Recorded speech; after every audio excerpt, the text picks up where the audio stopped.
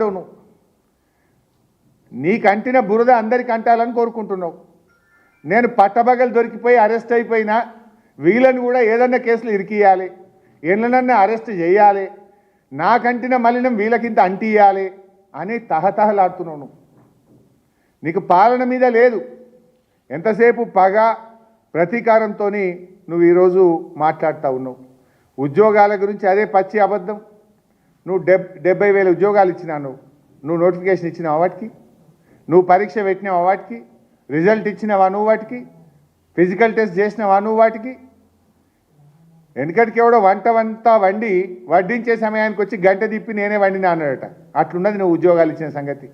ఏమైనా నీ 2 లక్షల ఉద్యోగాలు, మొదటి ఏడాదే 2 లక్షల ఉద్యోగాలు ఇస్తానని నువ్వు నీ రాహుల్ గాంధీ పోయి అశోక్ నగర్ సెంట్రల్ లైబ్రరీ మెట్ల మీద కూర్చున్న ఇచ్చిన మాట ఏంది అని అడుగుతా ఉన్నా.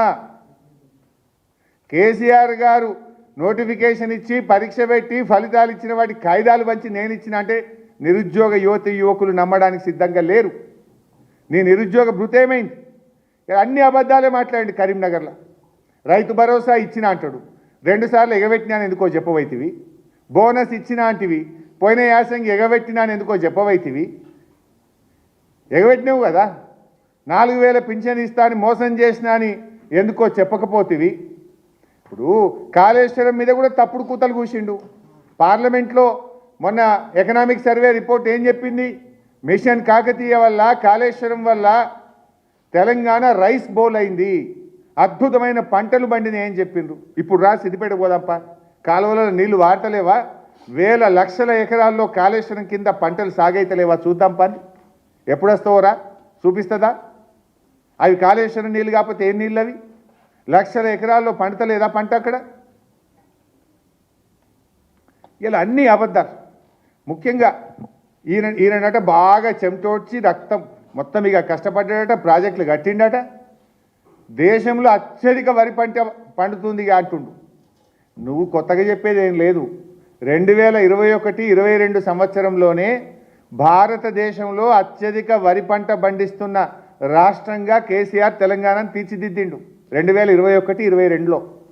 తన 5-6 ఏళ్ల కృషి, మిషన్ కాకతీయ కానీ, పెండింగ్ ప్రాజెక్టులు పూర్తి చేయడం కానీ, కొత్త ప్రాజెక్టుల నిర్మాణంతో రైస్ బౌల్ ఆఫ్ ఇండియాగా తెలంగాణను మార్చింది కేసీఆర్. 2021-22లోనే రికార్డ్ చేసినాం. ఇవాళ నువ్వు చెప్పుకుంటున్నావు కేసీఆర్ చేసిన ఘనతను నువ్వు చెప్పుకుంటున్నావు. అసలు నువ్వు చేసిన రైతు బంధు కేసీఆర్ పథకమే, దాన్ని నువ్వు 2 సార్లు ఎగ్గొట్టినావు. రైతు బీమా కేసీఆర్ పథకమే, దాన్ని ఇలా నువ్వు చొప్పదండి మీటింగ్లో చెప్పుకున్నావు. 70,000 ఉద్యోగాలు కేసీఆర్ నోటిఫికేషన్ ఇచ్చినాయి, దాన్ని నీ ఘనతగా ఇవాళ చొప్పదండి మీటింగ్లో చెప్పుకున్నావు.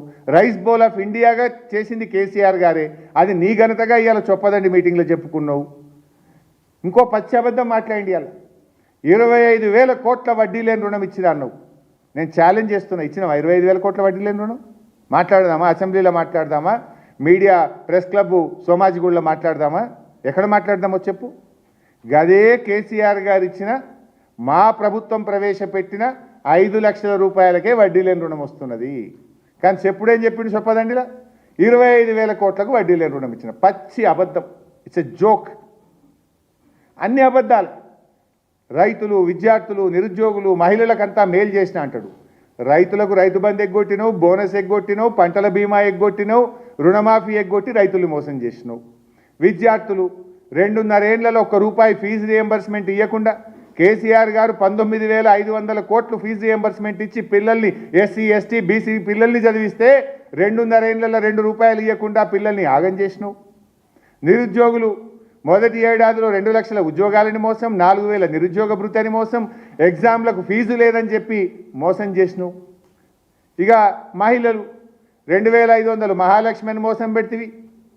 మహిళలకు వడ్డీ లేని రుణం 1,00,000 కోట్లు, 25,000 కోట్లని అట్లా మోసం చేస్తేవి. బతుకమ్మ చీరలు బంద్ చేస్తేవి, కేసీఆర్ కిట్టు బంద్ చేస్తేవి, న్యూట్రిషన్ కిట్టు బంద్ చేస్తేవి, మహిళల్ని మోసం చేస్తేవి. ఈయన చొప్పదండ్లో చెప్తాడు, నేను మహిళలకు చేసినా, నిరుద్యోగులకు చేసినా, ఉద్యోగులకు చేసినా, రైతులకు చేసినావు, మోసం చేసినావు. చేసింది ఏం లేదు కానీ మోసం అయితే చేసినావు బరాబర్. ఇంకా దీనికినా ఏదో పెద్దగా మాట్లాడతాడు. మేము ఉన్నది అడిగితే ఏమంటాడంటే నాకు శాపనార్థాలు పెడుతుండ్రు అన్న. నేను శాపనార్థాలు పెట్టినా? ఇప్పుడు నీ ఘనకార్యాలు చెప్పినా, నీ స్కాములు చెప్పినా, నీ మోసాలు బయట పెట్టినా నువ్వు అమలు చేయని 6 గ్యారెంటీల గురించి మాట్లాడిన తప్ప నేనేమన్నా శాపనార్థాలు పెట్టినా రేవంత్ రెడ్డి నీకు నువ్వు పెడుతున్నావు శాపనార్థాలు